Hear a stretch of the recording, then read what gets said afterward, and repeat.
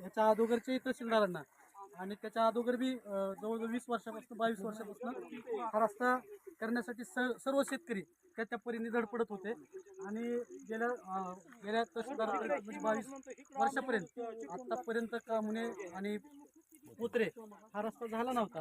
माननीय करमाळा तालुक्याच्या दबंग तहसीलदार टोकडे यांना अर्ज दाखल करताच तिसऱ्याच स्थळपाणीला म्हणजे 15 दिवसात आणि स्थळपाणी झाल्यानंतर 8च दिवसात जी शब्द दिला तो शब्द त्यांनी शेतकऱ्यांचा पाळला.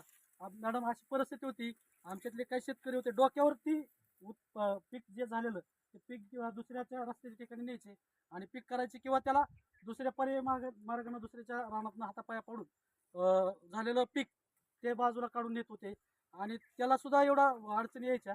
आणि ह्या तुमच्या मान्य तहसीलदार शिल्पा टोकडे यांच्या अथक प्रयत्नातनं हा कामुने ते पोत्रे हा रस्ता आज 8च दिवसात कंप्लीट झाला.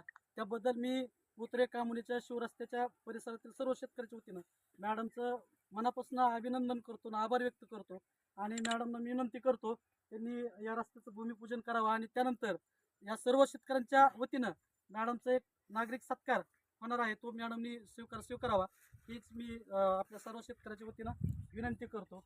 आणि पुनश्च एकदा मान्य तहसीलदार शिल्पाताई टोकडे यांचं पोत्रे आणि कामुनेच्या परिसरातील सर्व शेतकऱ्याच्या वतीनं मनपूर्वक अभिनंदन.